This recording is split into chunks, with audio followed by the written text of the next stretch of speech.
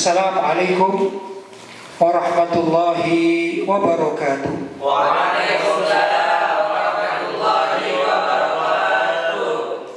Alhamdulillah, wassalatu wassalamu ala Rasulillah Sayyidina Muhammad ibn Abdillah wa ala alihi wa sahbihi wa man wala wa la hawla wa la quwwata illa billah, amma ba'd.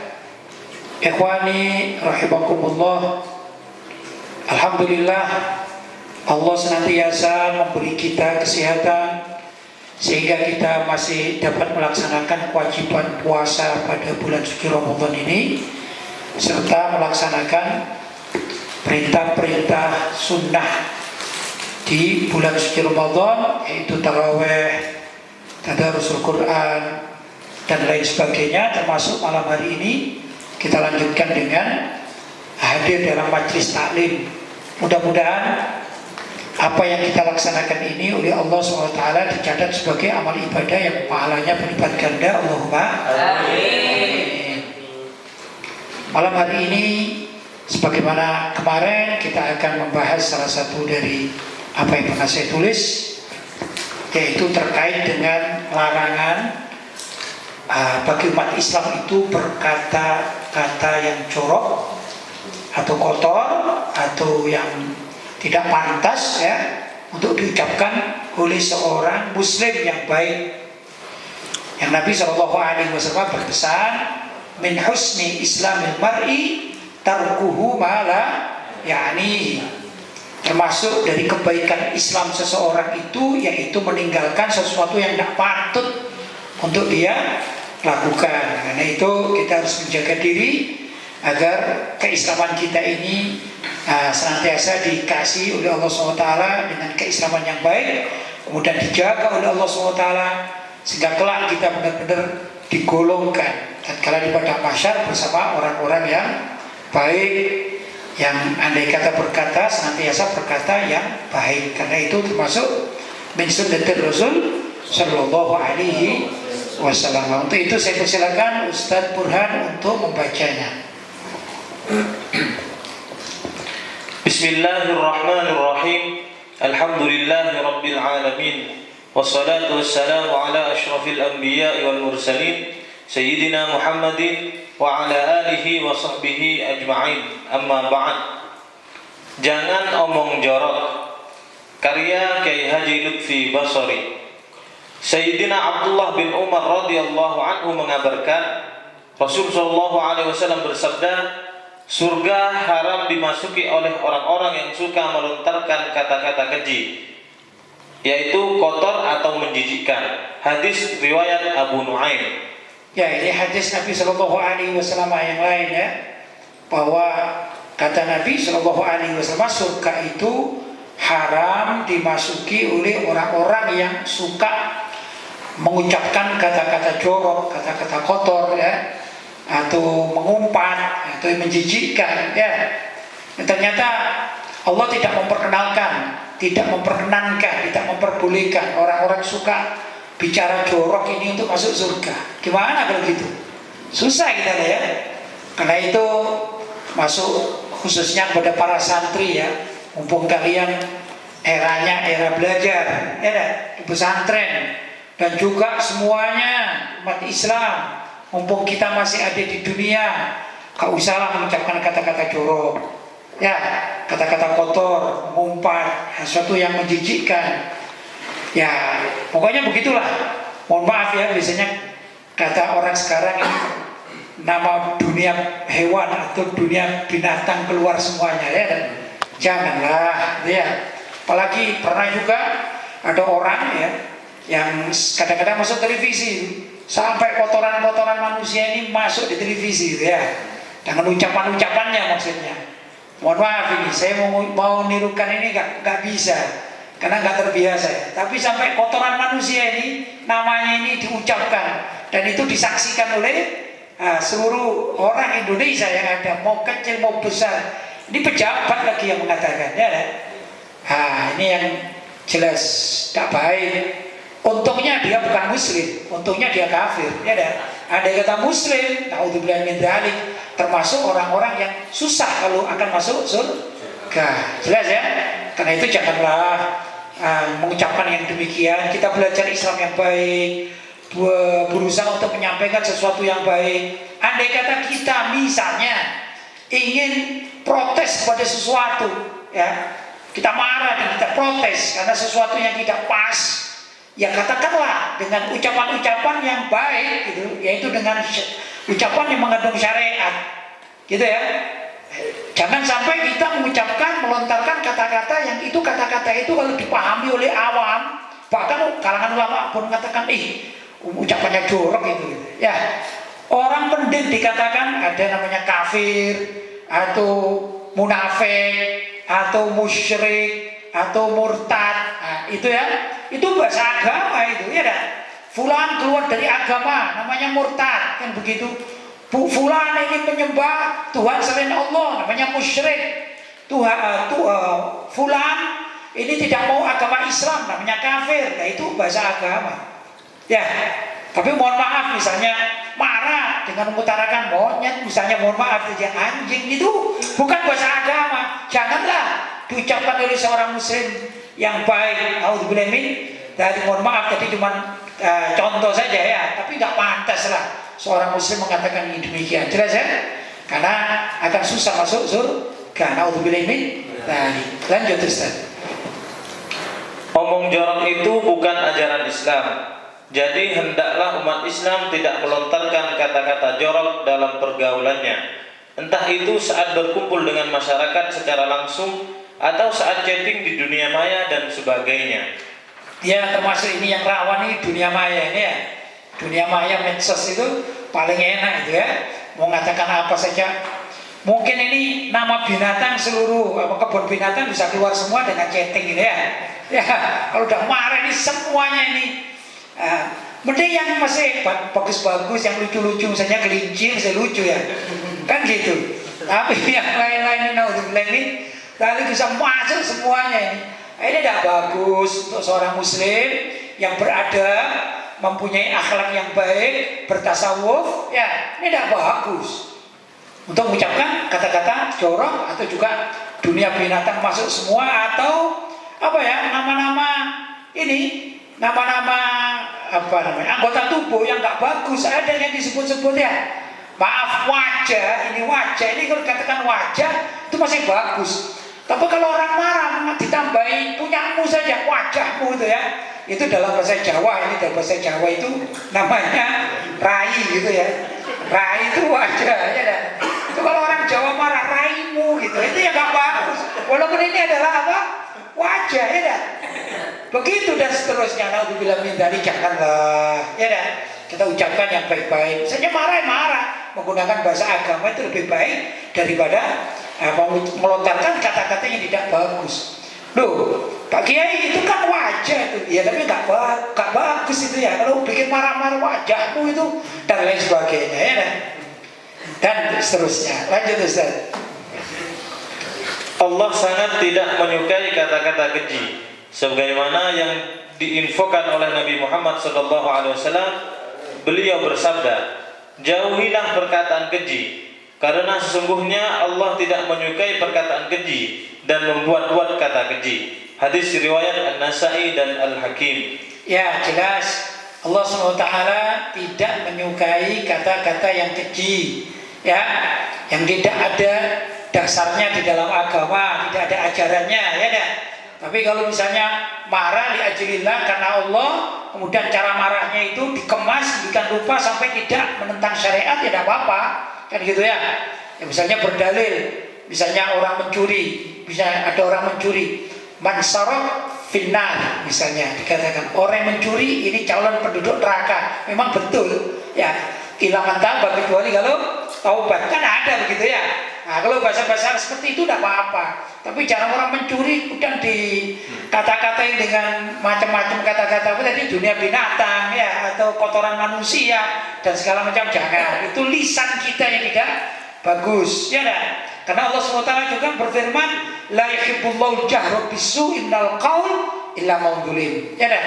Wa kana Allah sami'an alima. La yuhibbullahu jahra. Allah tidak senang, Allah membenci al-jahra terang-terangan, ya, dengan suara lantang, bisu ibnal qaul, yaitu ucapan yang ucapan yang buruk, ucapan yang tidak pantas. Jadi omong kotor tadi itu ya, omong jorok, omong kotor, apalah bahasanya, ucapan keji, tidak bagus. Allah tidak suka seperti itu.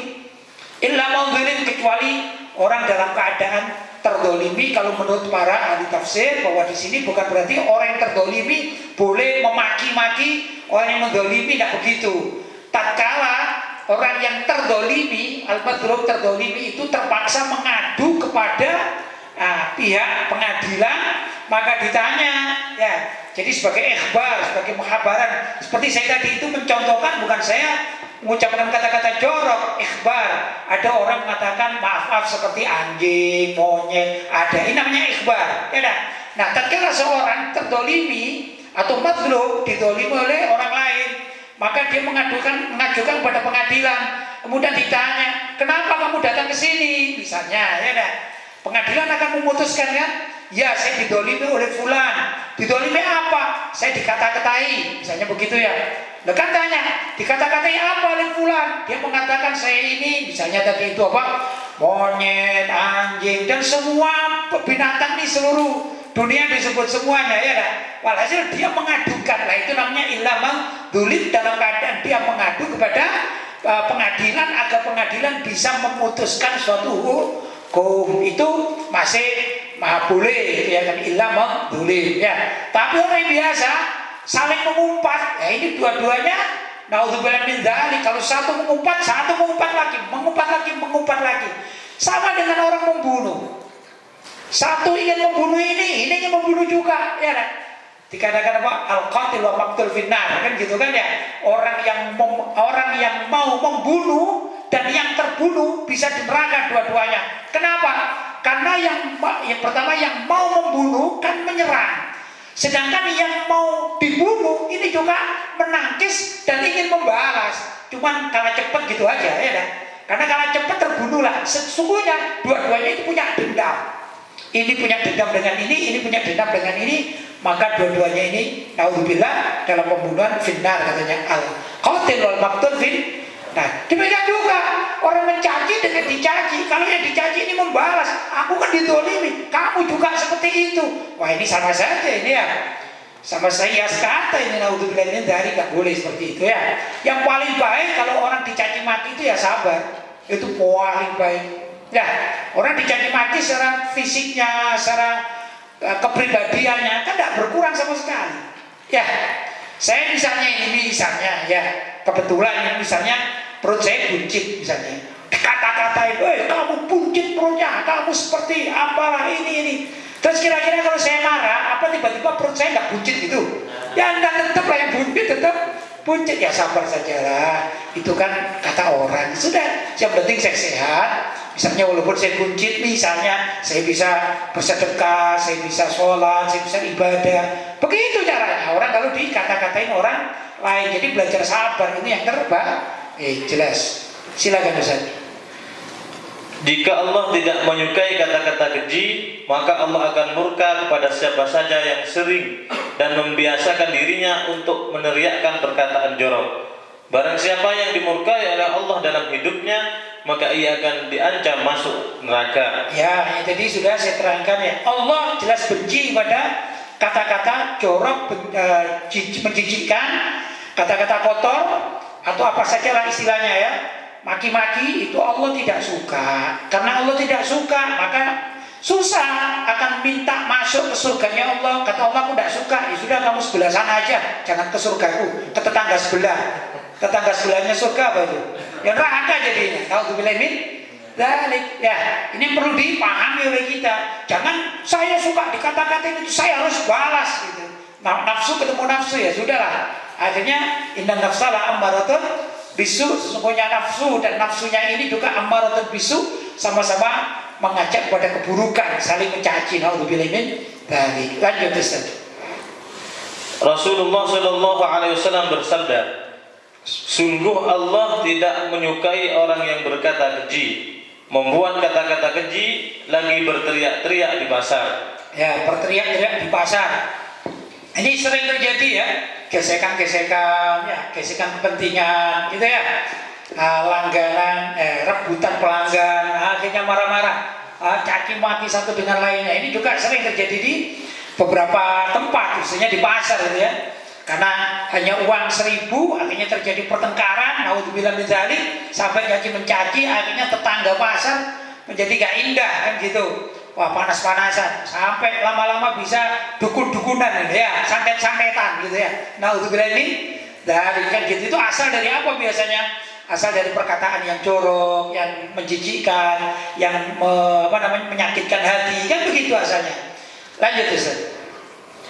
Nabi Muhammad SAW mengibaratkan kata-kata keji itu sama dengan laki-laki jahat, sebagaimana bersabda kepada Sayyidah Aisyah radhiyallahu anha, "Wahai Aisyah, andaikan perkataan keji itu seorang laki-laki, niscaya itu laki-laki yang jahat." Hadis riwayat Ibnu Abi Dunya. Subhanallah, kata Nabi, perkataan jorok, perkataan keji, caci maki, ya, ini ternyata seperti orang laki-laki yang jahat.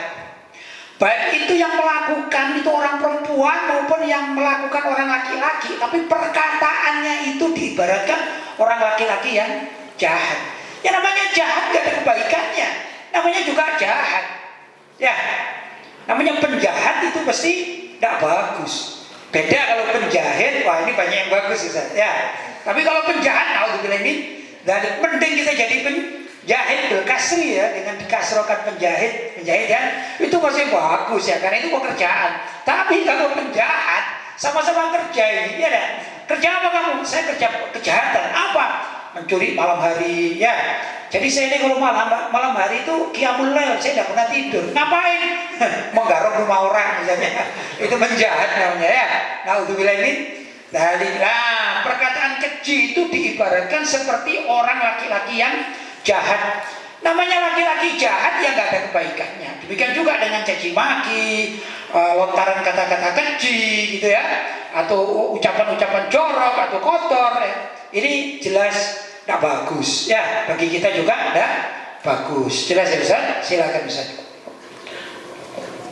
Maka setiap orang yang sering membiasakan lisannya melontarkan kata-kata keji dan jorok, maka ia sangat layak digolongkan dalam komunitas para penjahat. Ya, walaupun cuman dia ini diam, bahkan mungkin dia diamnya di rumah, tidak pernah kemana-mana, atau mungkin di depan masjid dia diam, gitu ya. Tapi karena dia ini suka melontarkan kata-kata keji, ya, ini maka sebenarnya penjahat ini. Kenapa? Ini penjahat akhirat. Karena besok di akhirat tidak bisa masuk surga, susah masuk surga. Kalaupun masuk surga, yaitu ke neraka dulu. Setelah sekian lama Allah murka, dimasukkan neraka, baru di akhir-akhir nanti karena dia bersyahadat, maka dia baru masuk surga. Maksudnya di sini tidak akan masuk surga bersama orang-orang minal awalin, yaitu orang-orang yang pertama kali masuk surga. Tidak ditolak dia.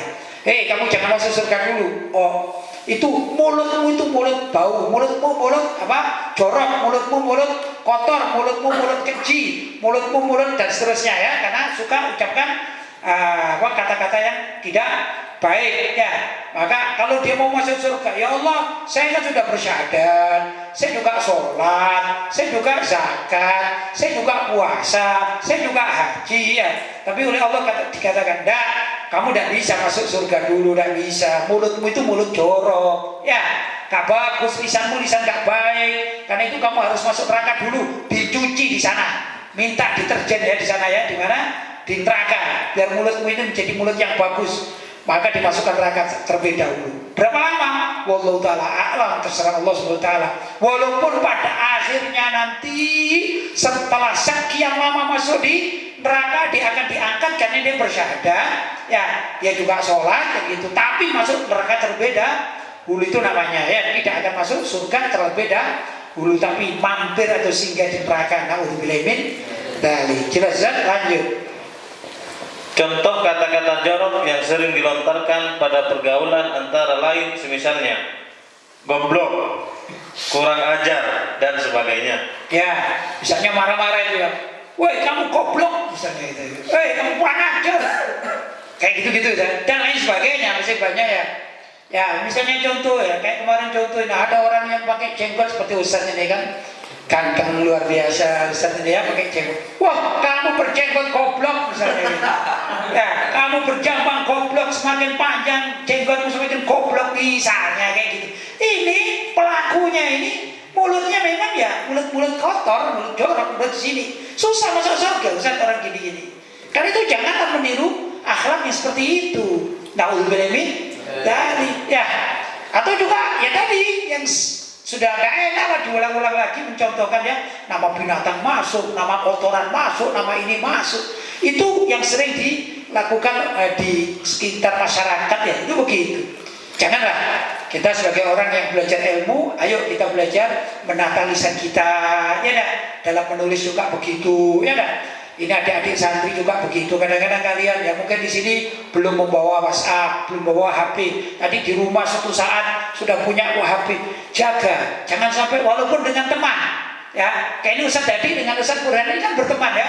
Usianya juga sama, masuk di pesantren juga sama, jadi ustaznya juga sama. Mudah-mudahan menikah nanti bersama-sama gitu ya.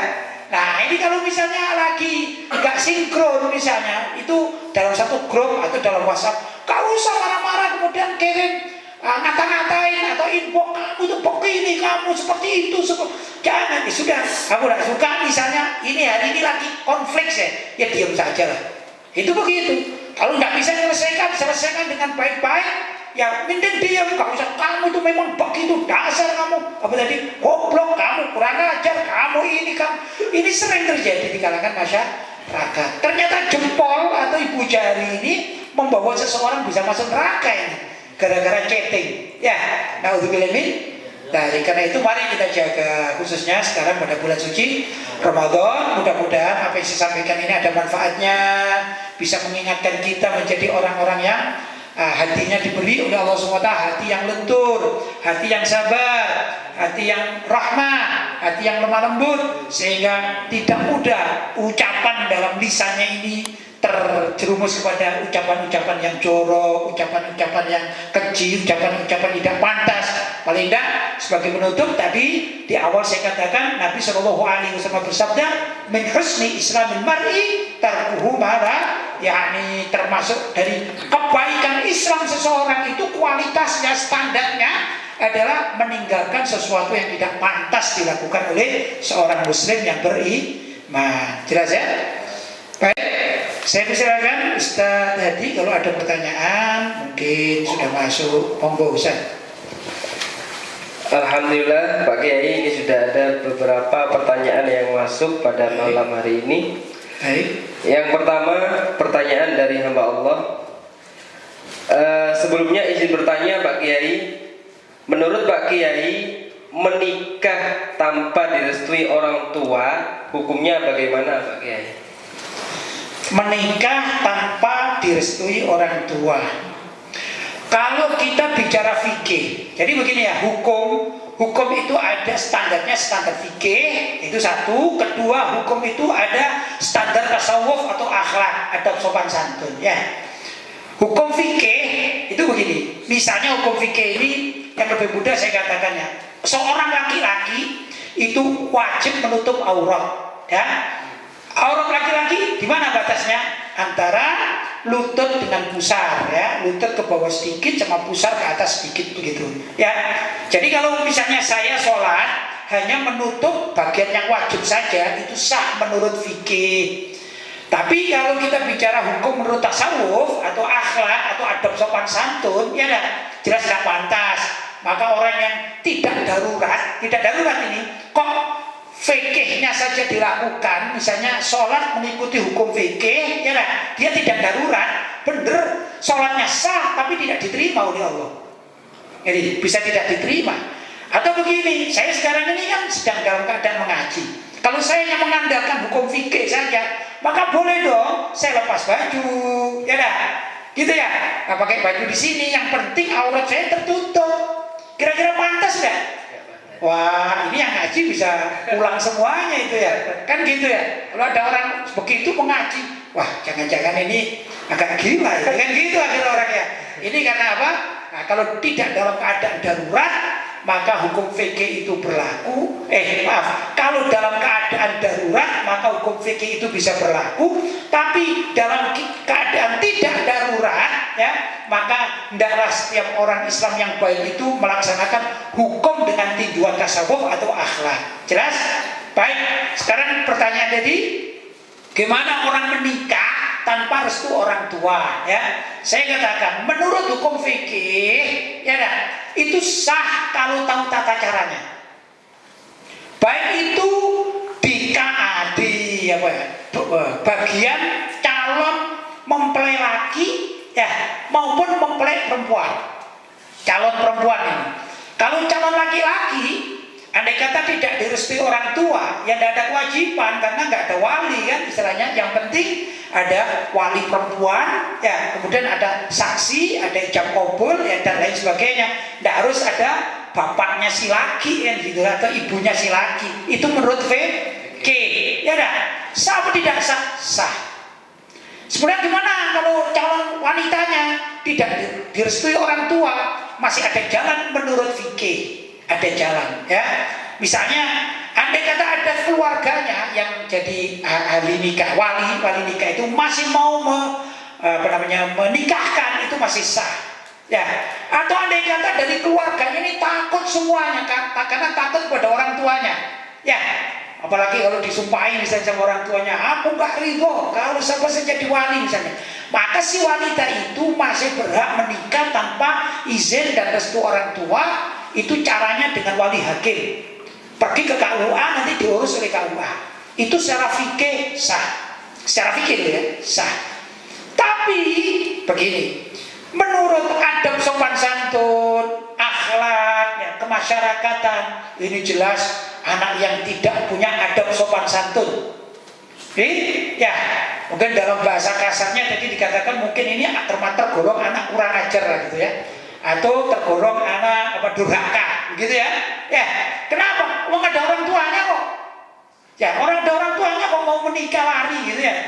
Nikah lari apa nanti kawin lari. Janganlah. Kenapa? Jangankan gitu, jangankan masalah pernikahan. Wong diri kita ini milik orang tua.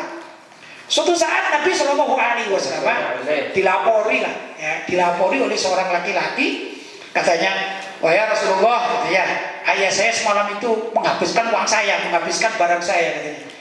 Anta wa maluka li abi, kata Nabi. Kamu ini dan hartamu semuanya itu li abi, milik orang tuamu.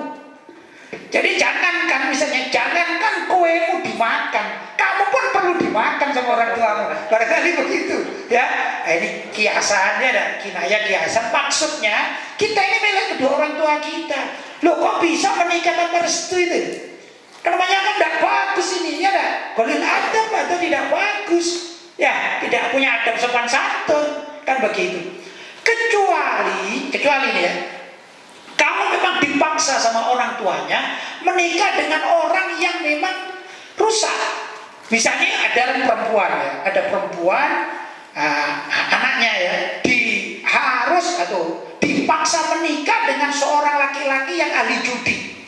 Dan si wanita ini tahu kalau calonnya pilihan orang tuanya ahli judi, ahli minum, ahli mabuk, tukang membunuh orang lagi gitu. Nah, dalam keadaan seperti itu darurat, dia tidak mau. Dia bisa menikah lari ke KUA dengan dengan lelaki pilihannya yang dianggap soleh, maslahat untuk dirinya. Jelas ya?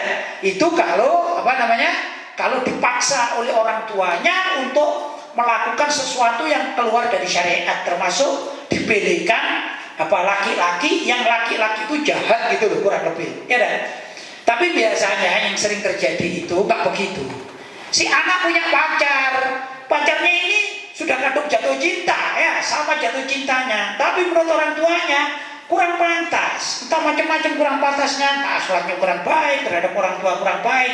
Akhirnya oleh orang tua dilarang, janganlah, cari yang lain sajalah, itu anak itu kurang ajar, itu udah bagus itu, ya, tidak punya adab sopan santun, masa dia begitu, sukanya trek-trekan. Ya, kalau besok kamu nikah sama dia, mau disugi apa? Sugi batu ya, dia ada kerja lagi gitu misalnya.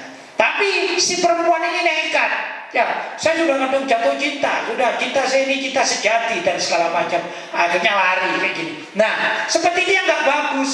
Tidak direstui orang tua itu sangat tidak bagus, karena besok si laki dan perempuan atau calon suami dan calon istri suatu saat kan kalau menikah dia punya anak, ya kan? Dan kepingin anaknya soleh dan solihah.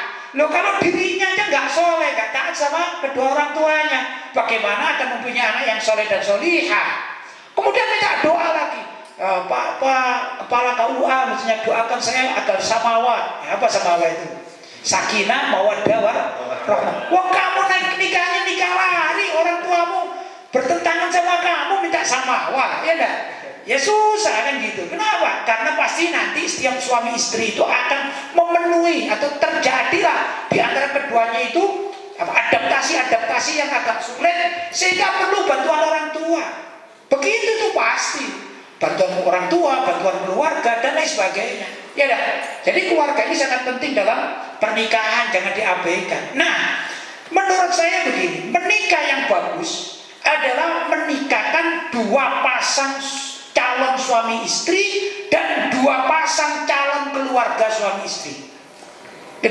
Jadi kalau pernikahan yang bagus itu dapat menyatukan suami dan istri, A dan B, ya, sekaligus keluarganya A dan keluarganya B, itu menikahkan dua keluarga, dalam kutip menikahkan, ya, mengumpulkan dua keluarga, sehingga kalau ada apa-apa, misalnya suami dan istri ini punya anak, kemudian anaknya ini ya sama sekarang dikatakan ulang tahun lah gitu ya, dari keluarga laki bisa hadir, dari keluarga perempuan bisa hadir, ya dah.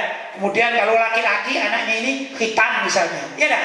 Lah, bisa dikatakan nenek dari bapak hadir, atau nenek dan kakek dari bapak hadir, nenek dan kakek dari ibu hadir. Alangkah bahagianya si anak atau si ya anak tersebut. Ya dah. Begitu yang terbagus. Jadi menikahkan dua keluarga. Jelas ya?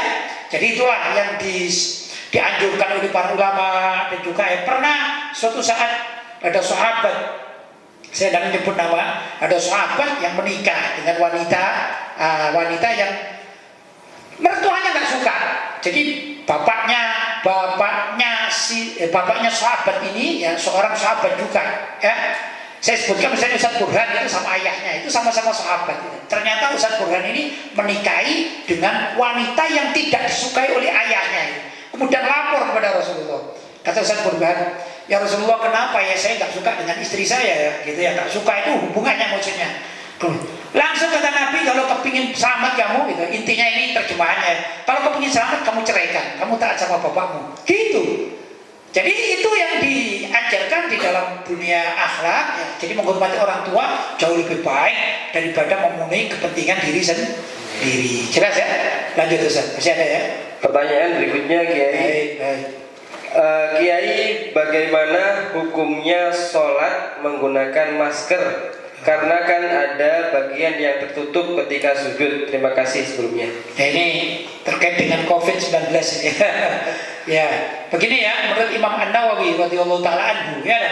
Imam Nawawi itu salah satu ulama Syafi'iyah, ya, bahwa orang yang mutalazzim itu kalau sholat menutup begini, ya dengan tangan atau dengan sapu tangan, itu hukumnya makruh.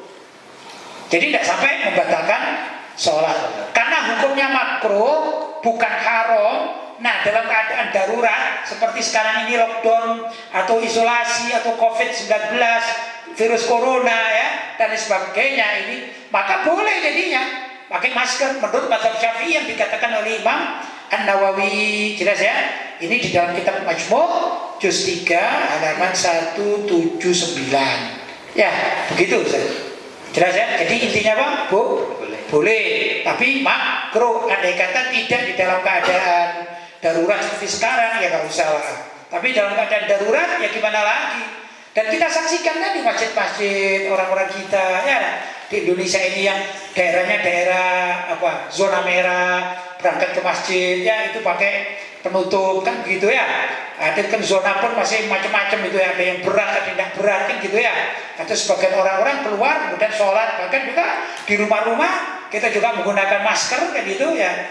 mungkin dia keluar masuk dari rumahnya sehingga khawatir, kemudian sholat menggunakan masker. Sering kita lihat ya, walaupun dalam video-video pendek atau yang sepertinya ya berita-berita atau foto atau dan lain sebagainya, itu menurut mazhab Syafi'i boleh isian, hanya makruh. Tapi karena ini darurat, maka ya sudah nggak apa-apa, jadi namanya darurat. Seperti kemarin juga ada yang tanya, mungkin di sini atau tempat lain, gimana kalau kita sholatnya itu jaraknya 1 meter ya? Ya sunnahnya kan gitu kan, sunnahnya itu kaki dan kaki merapat. Tapi dalam keadaan darurat ya sudah ada corona, maka sholatnya berjarak 1 meter itu satu ya. Nah itu makruh kan gitu kan. Kedua pakai masker ya dah, itu juga makruh kan gitu. Ini makruh kan gitu. Tapi ini keadaan darurat kok. Kalau darurat itu jangankan makruh, haram pun boleh diterjang kalau keadaan darurat. Gimana itu haram diterjang begini? Ad-daruratu tubihul mahdurat. Ya, dikatakan darurat itu bisa menghalalkan sesuatu yang bahaya atau yang haram. Misalnya ini, kita jalan-jalan suatu tempat ya, ternyata di situ kita tersesat sampai ke padang pasir. Kalau di hutan masih banyak makanan-makanan atau buah-buahan mungkin ada. Ini sampai tersesat ke padang pasir. Wah, di padang pasir kita tidak punya makan apa-apa. Tiba-tiba dalam keadaan yang seperti itu ada babi ya lepas di situ, tak ada lagi makanan, ya sudah kita tangkap aja babinya, ya kita tangkap, kita sembelih, kita bakar, kita makan. Nah, cuma ada syaratnya. Apa syaratnya menurut para ulama? Saat kita lapar itulah darurat, nggak boleh nyimpen lagi. Ya, nggak boleh nyimpen, apalagi untuk ditaruh di kulkas atau freezer, nggak boleh. Ya dah. Jadi harus gimana? Ya saat kita lapar itu namanya darurat. Habis itu perjalanan kita lanjutkan perjalanan. Di tengah jalan gimana? Wallahu ta'ala alam. Mungkin Allah mengirim yang lain. Kalau tadi babi, sekarang celeng. Ya, sama saja babi hutan. Ya. Sudah begitu kan? Ya. Jadi kalau dalam keadaan darurat, jadi tubihul mahdurat. Ular ini yang haram kan dimakan. Tapi dalam keadaan darurat ya boleh dimakan. Misalnya jalan lagi, di sana ada ular, ya makan ular saja kan gitu ya. Jalan lagi di sana, terus dan begitu. Ini namanya aturan di dalam fikih dalam keadaan darurat. Jelas ya? Silakan Ustaz. Pertanyaan berikutnya dari hamba Allah. Assalamualaikum warahmatullahi wabarakatuh. Waalaikumsalam warahmatullahi wabarakatuh. Ustaz, saya mau tanya, kalau istihadah boleh puasa Ramadan? Oh, ini wanita istihadah ya. Wanita istihadah itu sebenarnya hampir rentetannya dengan haid ya. Mungkin ini para santri ada yang baru-baru mungkin tidak ngerti haid itu apa ya. Bahwa setiap wanita itu secara naluri diciptakan oleh Allah pada usia tertentu, yaitu usia balik, maka para wanita itu akan mengeluarkan darah haid namanya ya. Darah haid itu kalau dihitung umumnya itu paling lama itu 15 hari ya kan? Kalau ada seorang wanita keluar darah haid sampai 17 hari misalnya, maka yang 2 hari ini namanya istihadah, namanya darah sakit. Sudah? Kalau misalnya dia haidnya sampai 20 hari, berarti 5 harinya istihadah. Kalau dalam 1 bulan ini dia keluar darah terus ya kan? Tidak ada berhentinya, berarti 15 hari itu dihukumi haid, 15 hari dihukumi istihadah gitu ya. Kalau orang haid itu tidak wajib sholat dan tidak wajib mengulanginya, tidak ada namanya mengqadha sholat karena haid tidak ada ya. Tapi untuk puasa, kalau orang haid itu pertama tidak boleh puasa, tapi di bulan lain wajib mengqadha, kan begitu ya. Nah sudah itu haid ya. Ada lagi sebelum istihadah saya terangkan darah nifas. Darah nifas itu yaitu darah ibu melahirkan bayi ya. Biasanya umumnya 40 hari ya. Paling lamanya 2 bulan kan gitu. Nah, tatkala orang itu nifas, maka dia tidak boleh sholat, tidak boleh puasa, tidak boleh tawaf ya. Mungkin juga orang haid tidak boleh apa tadi? Puasa, tidak boleh sholat, tidak boleh tawaf ya. Dan tidak boleh iktikaf di masjid. Nah, itu orang haid. Orang apa tadi? Orang nifas juga begitu, hukumnya sama. Tapi untuk orang istihadah berbeda. Orang istihadah itu sama dengan kalau orang laki-laki, gampangannya itu maaf ya, beser kencing. Gimana itu beser kencing? Dia terus dari kemaluan itu netes kencingnya, tidak berhenti-berhenti. Maka ada cara kalau mau sholat, ya dah. Nah, cara mau sholat itu harus menunggu masuk azan. Tidak boleh dia wudhunya sebelum azan karena najis kan, ya dah. Najis terus dan batal kan. Maka begitu azan, Allahu Akbar, gitu ya. Maka dia wudhu. Setelah wudhu, ya kalau ada maaf ya, ada pengikat diikat lah. Nah, kemaluannya diikat agar tidak netes, ya dah. Ya sudah, mohon maaf misalnya dengan plastik gitu ya, itu agar kencingnya ini berkumpul di plastik tersebut. Begitu kurang lebih ada. Kemudian dia sholat, boleh tidak boleh? Boleh.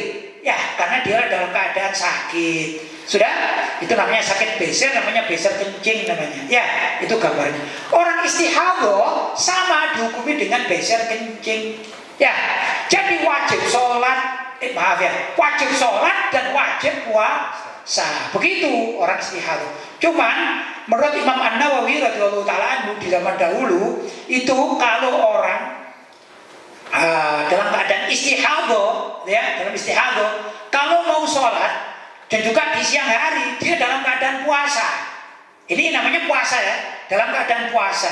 Terus di siang hari dia mau sholat, itu kan darahnya netes terus, maka wajib disumpal dengan kain atau dengan kapas. Hanya masalahnya menurut Imam Nawawi, gimana dengan hukum puasanya? Kan ada kain yang masuk di lubang, lah ini membatalkan puasa.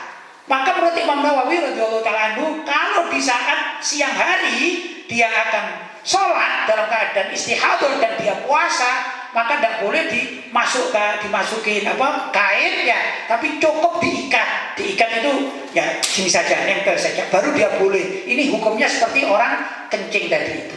Sekarang zaman modern ya yang saya tahu sudah ada namanya alat-alat seperti softtek. Nah itu seperti diikat. Jadi orang yang pakai softtek yang istihadah menjadi boleh. Sholat juga boleh dia, ya. Tapi caranya seperti tadi itu, yaitu begitu masuk azan, kan gitu kan? Dia masuk azan, kemudian dia wudhu, ya. Kemudian baru dia sholat dan maaf itu di darah istihadahnya ditutup dengan softtek itu sudah boleh. Jadi tidak apa-apa, ya, karena tidak masuk itu softteknya. Begitu yang saya ketahui mengikuti apa yang katakan oleh Imam An-Nawawi radhiyallahu taala anhu dan disesuaikan dengan zaman sekarang ini ya. Ini dibahas di dalam kitab Minhajul Thalibin juz 1 halaman 19. Bisa ditengok di sana ya. Jelas Ustaz? Jelas ya. Baik, lanjut. Pertanyaan berikutnya dari hamba Allah, Kiai mohon referensi dari Ustaz. Kiai Ustaz, perihal bagaimana jika warisan orang tua dibagi duluan. Minta apa? Warisan orang tua dibagi duluan.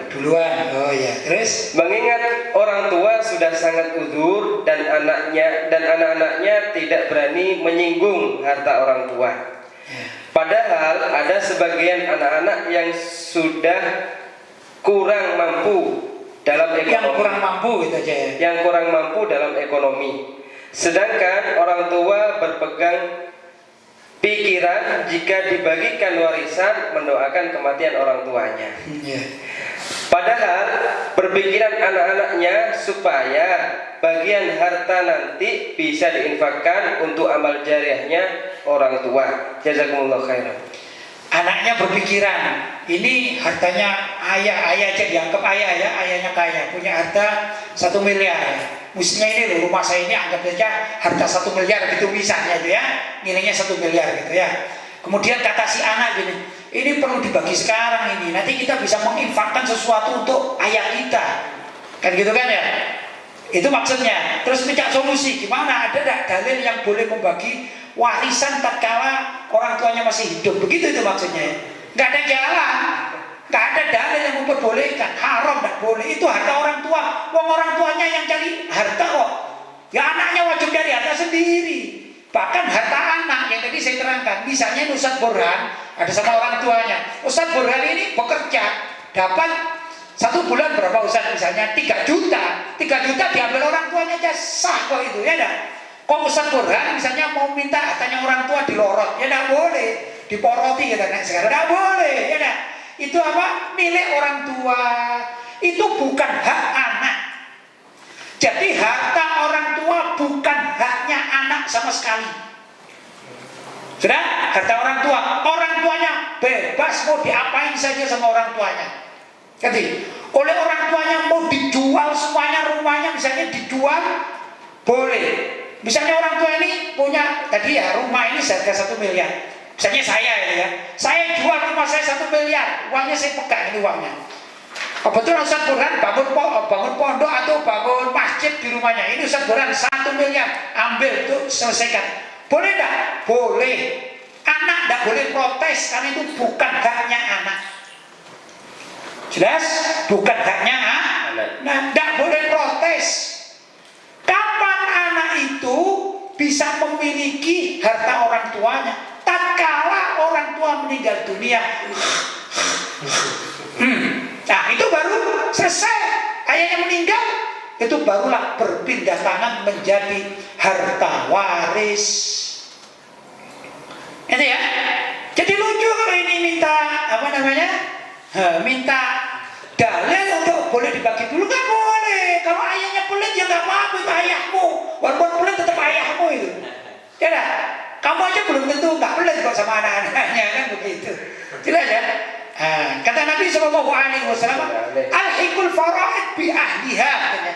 Al-hikul faraid bi ahliha. Al-hiku itu bagikan, al-faraid harta warisan sesuai dengan faraid bi ahliha untuk keluarganya. Loh, faraid itu adalah ilmu setelah kematian. Jadi nunggu dulu antri mati. Bahkan kalau misalnya seorang anak ini ya, seorang anak, misalnya ini mohon maaf sebagai contoh lebih mudah. Misalnya Ustaz Burhan dengan Ustaz Dadi ini kakak beradik, punya ayah misalnya ya. Ayahnya namanya Sulaiman misalnya saja ya. Misalnya loh ini ya, mohon lebih mudah ya saya katakan. Dua-duanya baik, tapi Ustaz Burhan ini perlu uang. Entah mau menikah atau apa misalnya. Akhirnya Ustaz Burhan ini bilang, oh ayahku tak racun aja gitu. Misalnya ya, agar apa? Agar aku dapat warisan. Dalam Islam, andai kata ini Ustaz Burhan meracun orang tuanya dan meninggal dunia, naudzubillah min dzalik, maka Ustaz Burhan tidak berhak mendapatkan warisan, maka warisan harta orang tuanya dimiliki Ustaz Dadi. Nggak ada. Jadi pembunuh itu nggak dapat warisan. Jadi seakan-akan dia sendiri, tidak hidup sendiri, begitu. Ya, itu karena jahat. Jadi membunuh orang tuanya demi dapat warisan, tidak boleh, tidak bisa. Islam tidak seperti itu, potong. Itu sama dengan kalau punya anak murtad, selesai, nggak dapat warisan, maka dibagi kepada orang anak-anak yang beriman yang Islam.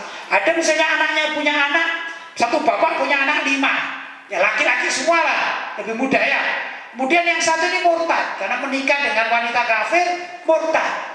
Punya harta, misalnya hartanya 1 miliar ya, maka si murtad tidak mendapatkan apapun dari harta ayahnya. Jadi akhirnya 1 miliar dibagi 4 berapa itu? 25 ya, atau yang 1/4 miliaran ya gitu ya. Begitu dan seterusnya. Dia ada aturan. Dalam Islam ini ada aturan. Jelas? Jelas. Baik. Lanjut. Pertanyaan berikutnya dari hamba Allah dari Kota Malang. Baik. Assalamualaikum warahmatullahi wabarakatuh. Waalaikumsalam. Afwan, saya tanya makna dari hadis berikut ini. Dari Ummul Mukminin Ummu Abdillah Sayyidah Aisyah radhiyallahu taala anha berkata, Rasulullah sallallahu alaihi wasallam bersabda, "Man ahdatsa fi amrina hadza ma laisa minhu fahuwa raddun." Artinya, siapa yang mengada-ngada dalam urusan agama kami ini yang bukan berasal darinya, maka dia tertolak. Hadis riwayat Imam Bukhari dan Muslim. Baik. Dalam riwayat Imam Muslim disebutkan, man amila amalan laisa alaihi amruna fahuwa raddun. Artinya, siapa yang melakukan suatu perbuatan atau ibadah yang bukan urusan agama kami, maka dia tertolak. Apakah amalan-amalan yang tidak pernah dicontohkan dan diperintahkan oleh Rasulullah akan tertolak meskipun orang-orang menganggapnya baik sesuai hadis tersebut, dan hadis itu sahih atau hasan. Syukron atas jawabannya. Baik, begini ya. Ini hadis namanya hadis yang mujmal, yang umum, ya. Dan ini hadis ini ada takyidnya, muqayyad. Hadis ini muqayyad namanya dengan hadis yang lain. Jadi memahami hadis ini tidak bisa global begitu. Ada rentetan-rentetan yang lain, gitu ya. Kalau secara tekstual hadis ini mengatakan bahwasanya barang siapa yang mengadakan urusan agama yang bukan berasal dari agama tersebut maka kami tolak. Itu apabila sesuatu yang dibikin-bikin itu bertentangan dengan syariat. Ya, misalnya begini, misalnya bertentangan dengan syariat itu ada orang mengadakan ritual sholat, ya ritual sholat ini. Tapi sebelum ritual sholat itu ditambahi dengan ritual menyembah Tuhan selain Allah. Jadi ya saya nggak tahu, misalnya saja ya ada orang mau sholat tapi dia konsentrasi nih ya. Dia masuk musolanya atau masuk masjidnya, dia sebelum Allahu Akbar dia beranggapan saya juga punya Tuhan selain Allah, saya sembah juga. Misalnya saya nggak ngerti ya, misalnya hok wilaheng baru Allahu Akbar. Loh, hok wilaheng siapa? Itu Tuhan saya yang lain. Misalnya hok wilaheng itu Tuhan, nama Tuhan saya yang lain. Loh, terus kamu ya kita kan bisa dua kan enak kan gitu, katanya orang punya istri dua kan enak, ini punya Tuhan dua kan juga enak. Ini ngaco ini. Ini namanya bid'ah dhalalah, sesat, mencampur adukan urusan agama dengan kekafiran, sesat, namanya bid'ah dhalalah. Wa waradun, ditolak. Karena itu kalau misalnya ada orang mengadakan ini ya qasidahan dicampur dengan lagu kalam kudusnya orang gereja, nanti campur lagunya mungkin misalnya orang Yahudi, misalnya apalagi ya, atau juga ada kuda lumpingnya, mau sholat pakai kuda lumpingan dulu, ini jelas ditolak karena bertentangan dengan syariat. Nah, jelas ya, jelas sekali itu ya. Tapi kalau ada sesuatu yang baru dan baik, ya ini takyidnya ya. Itu Nabi juga bersabda, man sanna fil islami sunnatan hasanatan falahu ajruha. Siapa orang yang memulai sesuatu yang baik di dalam Islam, ya, falahu ajruha, maka dia mendapatkan pahalanya. Misalnya begini, misalnya di Islam itu misalnya belum ada, misalnya belum ada orang mengaji pakai tanya jawab. Sudah, pakai tanya jawab. Terus kita memulainya. Ini di dunia Islam belum pernah, mulai zaman Nabi sampai sekarang belum pernah tanya jawab live streaming misalnya. Terus kita memulainya, kan bagus ini. Ya dah, bagus. Falahu ajruha, maka kita yang memulainya itu dapat pahalanya. Wa ajru man amila biha, dan mendapatkan pahala orang yang mengikutinya. Sanna fil islami, memulai sesuatu fil islami dalam sunnatan hasanah, yaitu pengajian live streaming. Jadi bagus. Apakah bukan bid'ah? Bukan, ini bukan bid'ah. Pertama apa? Karena majlis taklim ada dalilnya. Jadi ya tanya jawab, Nabi pernah tanya jawab, cuman live streaming, nggak pernah ada hadisnya. Zaman Nabi nggak ada Facebook, nggak ada ininya. Ini namanya bid'ah, tapi bid'ahnya bid'ah yang baik, ini boleh. Apa dikatakan oleh live streaming ini bukan ibadah, terus nggak dapat pahala. Terus ngapain kalau dapat pahala? Kita repot-repot cari ibadah, katanya dakwah, itu nggak dapat pahala. Ini ibadah, cuma caranya yang nggak pernah diajarkan Nabi. Tapi apa ini masalah fil islami sunnatan hasanatan? Boleh nggak? Boleh. Jadi hadis-hadis di atas tadi itu harus ditakyid dengan ini. Termasuk misalnya kita bikin maulid Nabi. Pertanyaannya dalam maulid Nabi itu apa sih yang dibaca? Sholawat enggak? Sholawat. Ada perintahnya enggak sholawat? Ada.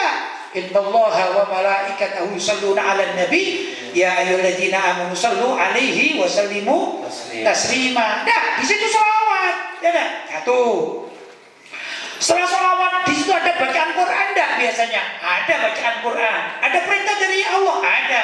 Apa misalnya waqra'u ma tayassara minal Quran, perintah Allah. Jadi di dalam acara maulid ada qiraatul Quran, ini perintah Allah. Tayassaru ma minal Quran.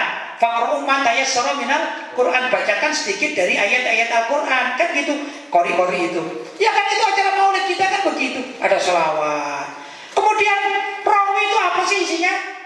Apa rawi itu? Rawi itu adalah sejarah hidup Nabi. Alimu auladakum mahabbat Rasulullah sallallahu alaihi wasallam. Ya dah, ajari anak-anakmu untuk mencintai nabimu. Masa enggak boleh mencintai nabi? Caranya gimana? Ya baca sejarahnya kan gitu. Ya. Loh, itu kan dilakukan, cuma dilakukan aja sama dengan live streaming ini kan, itu kan metode. Jadi boleh enggak pakai maulid? Ya boleh, semua yang dilakukan dalam maulid itu semua ada dasarnya. Cuman disatukan dalam rangkaian diberi nama maulid. Kan itu kan namanya nggak ada dulu dalam zaman Nabi. Salat tarawih juga nggak ada kok. Masa mau dibid'ah-bid'ahkan? Ini terlalu kaku agamanya ini ya. Jangan mengikuti yang demikian itu ya. Apalagi misalnya contoh yang sering dibid'ah-bid'ahkan itu. Istighosah itu mohon kepada Allah. Fastaghitsu. Ini istighosah boleh enggak? Ya boleh. Caranya bebas.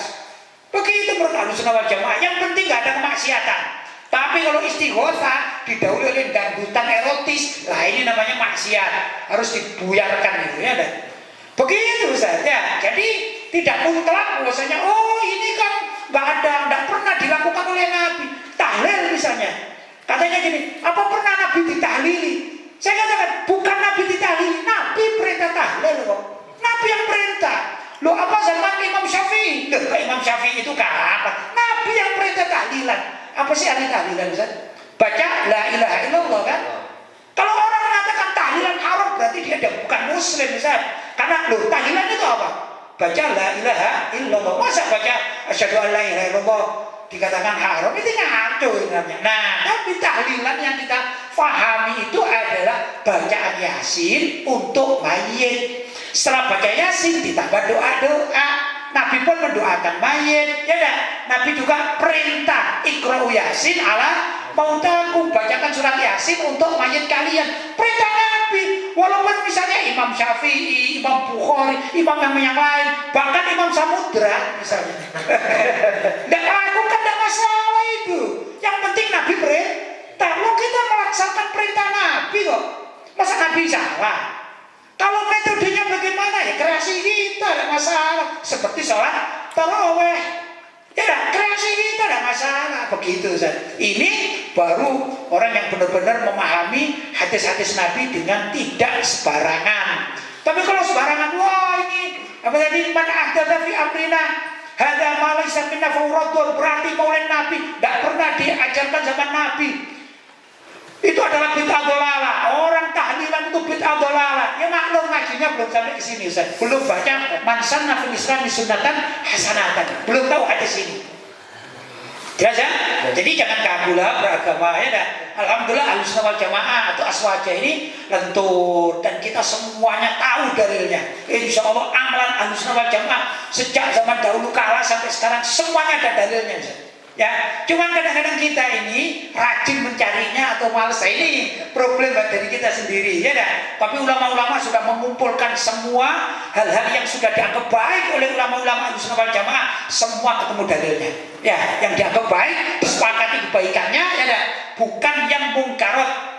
Tapi kalau sesuatu yang mungkarat, yang tidak baik, sesuatu yang baru tapi tidak baik atau pelaksanaannya salah, ya ini nggak perlu dilestarikan kan begitu ya.